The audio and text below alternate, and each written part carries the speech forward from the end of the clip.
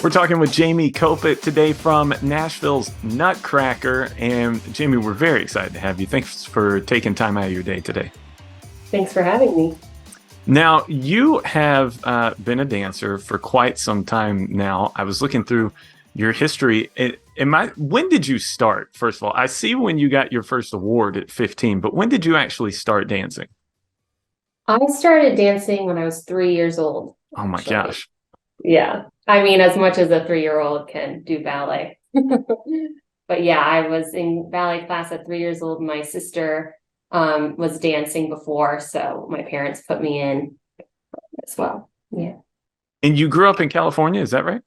Yeah. Southern California, Huntington Beach.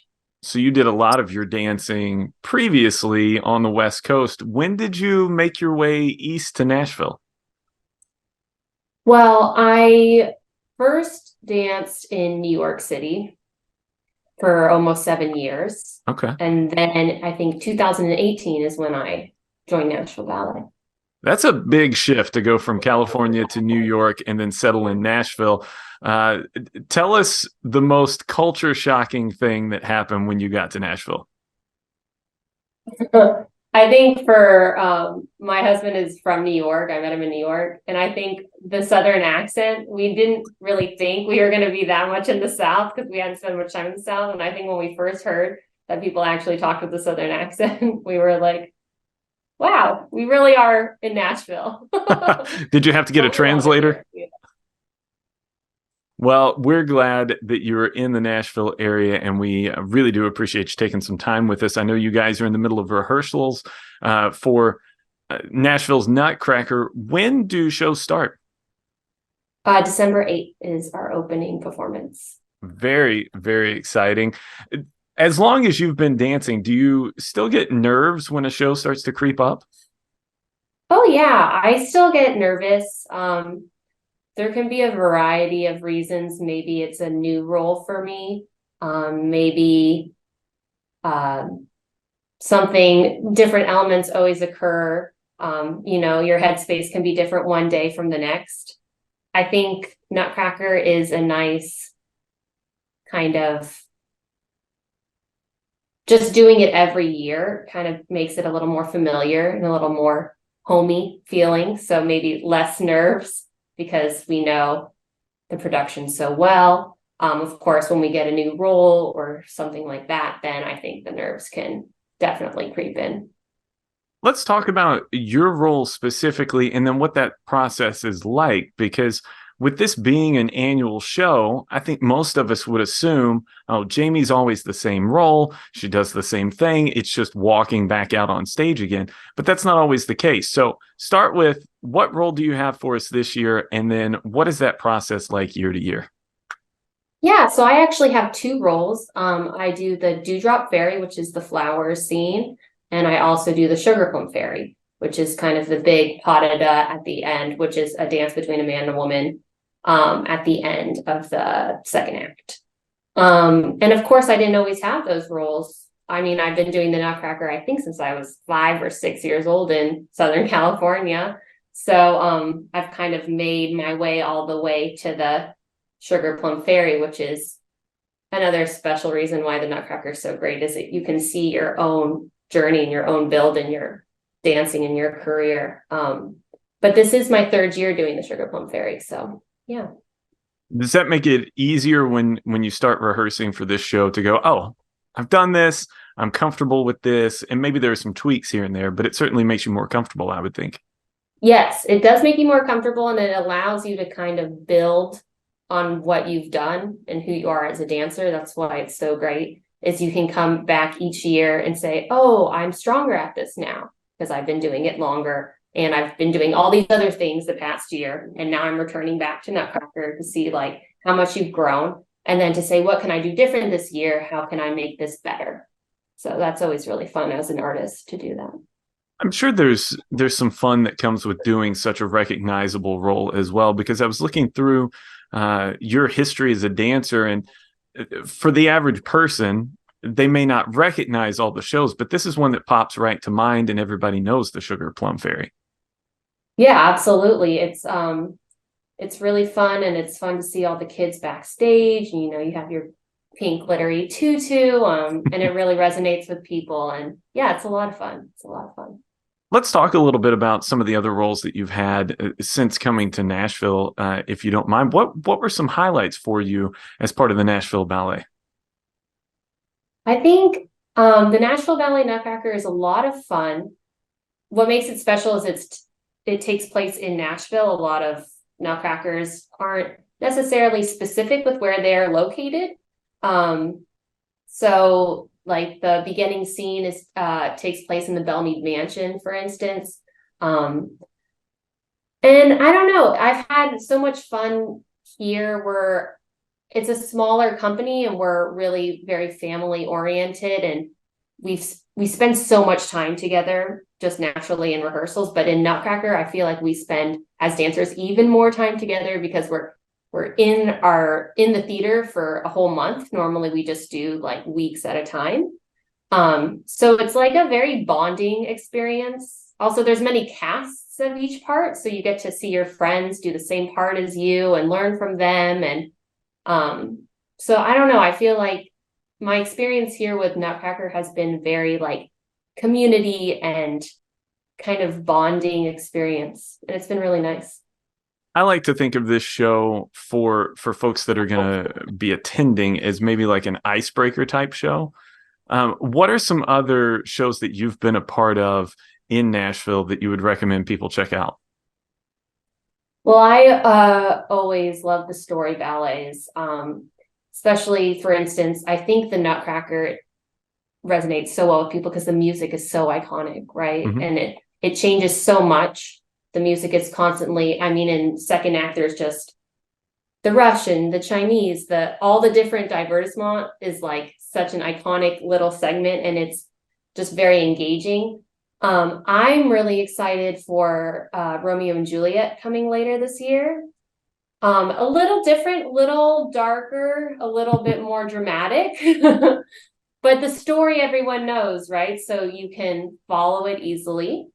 The music is absolutely phenomenal. It's just one of those ones that like you can't help but cry in the last scene, and it's very moving, and it's my personal favorite ballet. So that I would really recommend people to come check out. I've never even thought about Romeo and Juliet being a ballet. I've always seen the stage show, but I've got to think that the drama of the music and the dancing elevate that show. Oh, absolutely. It's very moving. Yeah, I couldn't recommend it enough. And what role will you have in that one?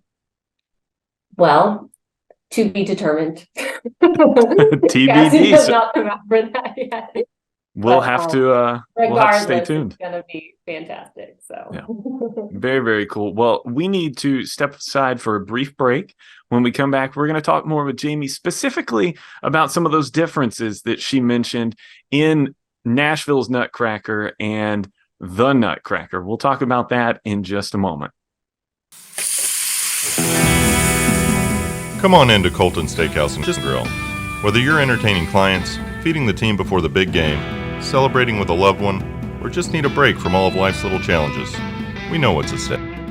In today's world, access to reliable high-speed internet service is no longer a luxury, it's a necessity. That's why your friends at Ignite Broadband, powered by Dixon Electric, are working to bring you a world-class fiber network. Lightning-fast speeds, reliable service, local people you know and trust. Join the list at ignitebroadband.com. Welcome back. We're talking with Jamie Kopit about Nashville's Nutcracker Ballet starting on December the 8th. And of course, you can get tickets through TPAC right now. And Jamie, it's so good to be here and talking with you. I don't think people in our area certainly know enough about the Nashville Ballet and what all you guys do. But I do think Nashville's Nutcracker resonates with everyone. For folks that aren't aware, there is a difference in Nashville's Nutcracker and the traditional Nutcracker. So let me ask you this. When you first came to Nashville, did you know when they said, hey, we're doing the Nutcracker in December, were you like, oh, I know that show? Or did somebody tell you, hey, this is going to be just a little different? well, I think with the Nutcracker, it's such an iconic ballet that every company does have their own twist Mhm. on the story. But I think National Ballet has a particularly um, special production for our city because of how Paul Vasterling incorporated Nashville, the history of Nashville, into the story. For instance, it starts with the Centennial Exhibition in 1897, which is kind of like the World Fair that was held here, and there's all the different countries represented, and it's Claire going through and, you know, meeting the world, because it's ties so perfectly into the second act, which when she's in the land of the Sugar Plum Fairy, all the different candies are representing different countries. So it was such a nice connection between the two. It kind of like made the whole ballet full circle. There's also fun things like the party scene takes place in the Bellarmine Mansion, and the flower scene takes place in the Parthenon. So there's just a lot of nice connections to the city that I think make it very special to us as Nashvillians. Do you guys encourage dancers, if it's their first time, to go check out some of those locations, or to find out what some of this is about? I mean, that would be a great idea. I feel like as dancers, we tend to focus a lot on the particular work and the characters behind what we're doing. But that's a great idea. Hey, We probably should. I'm just trying to build the mythos here. Let's talk a little bit about what it's like to choreograph this show. Talk through the process that you all go through to lay this in for December. Yeah. So we usually, once we know what roles we're going to be doing, we always start every day with training. It's called class. So we start by warming up, but it's like our training. It's like doing our exercises to hone our technique, our skills, our strength, flexibility, all those things, the actual dancing part of what we're doing. Then we start by rehearsing our individual parts, maybe one part at a time, learning the steps, and then starting to hone those steps. And then once we get that accomplished, we bring it all together in the studio first. We run sections of the ballets all together, and then eventually we take it to the stage. We do our tech rehearsals, and then it's the show. That sounds like a lot more work than I think most of us would anticipate. I think in my mind, I envision it as, oh, these dancers just get out there, they spend a few minutes. You guys really have to put in the time. Yeah, that's a really interesting difference between dancing versus, say, a musician or even musical theater singers, is that we actually get to the theater at least 2.5 hours before the show. And we literally exercise for an hour and a half of that. So we're literally like sweating, working out, getting ready, getting warm. And then we have to put on our makeup. We got to do our hair. We got to put on our tights and our pointe shoes again, and then get our costumes on. And then we do the show every single time. So it's a lot of work. It's a lot of work. What do you do to build up the endurance necessary for something like that? Because just that first 2.5 hours, forget the show, that's more than I could ever do. So what are you doing as far as calisthenics, endurance, that kind of thing? Yeah, well, first of all, we do that hour and a half class every day. Yeah. You do it every day. So you just do it every day. You do it Monday through Friday, sometimes Saturday. And of course, when it's the shows, you're doing it on the weekend. So you do it every day. It becomes ingrained in you. It's what gives you your, it's what you have as your base. So when you're nervous or when you're tired, that's there. And that's very important for a dancer. Also, we do cross training, all sorts of different cross training. Everyone is different, but, and then of course you're going to repeat what your performance is. You're going to rehearse it and you're going to do it again and again until hopefully it's a little easier. So by the time you get on stage, you feel ready.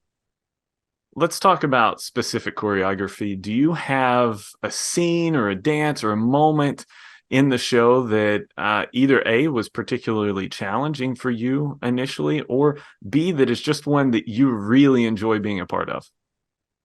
Oh, there's so many moments in the Nutcracker. I think that's what makes it such a fun show, is it's constantly changing. There's a part in the battle scene where Drosselmeyer is kind of the magician uncle of the story, makes the Christmas tree in her house grow to this gigantic size and then lights it up, and it's very fun. It's a very fun moment as an audience member. It's very visually exciting. The snow scene is always really beautiful and fun to watch. It just the stage completely changes, and it's just pure dancing.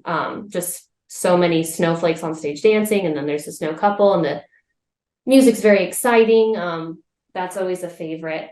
For me, just the most challenging parts are the parts I do.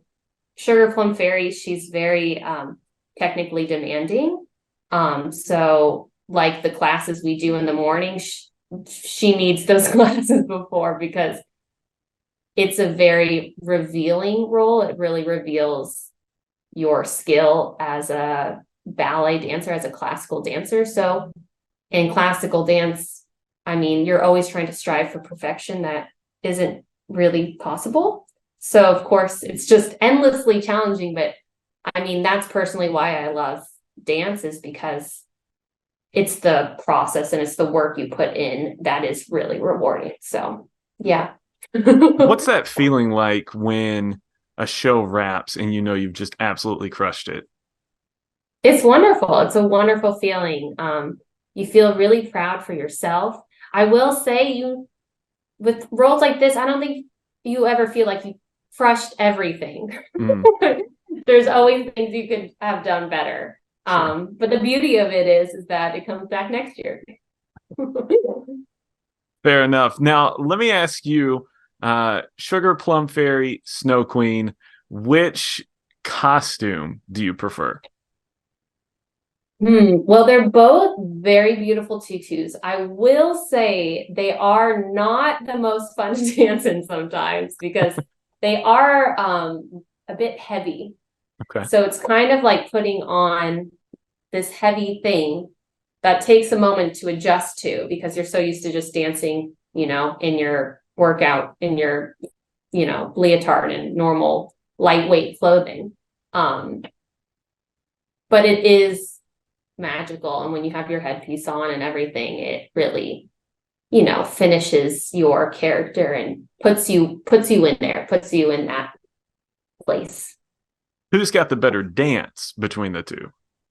Oh, I can't say. I can't say that. They're both great. Okay. All right. Well, the show is coming up in short order. You guys are just a few days away as we're recording this, so I'm sure you're putting final preparations in.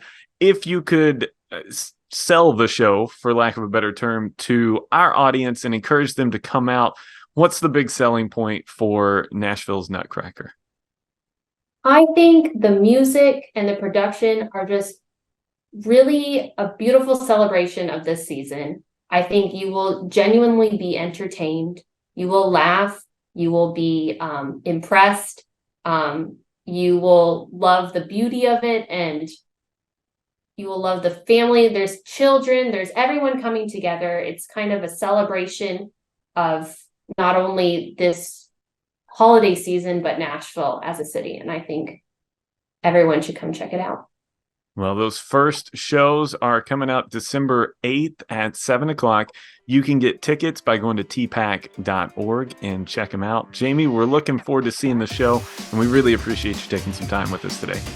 Thanks for having me.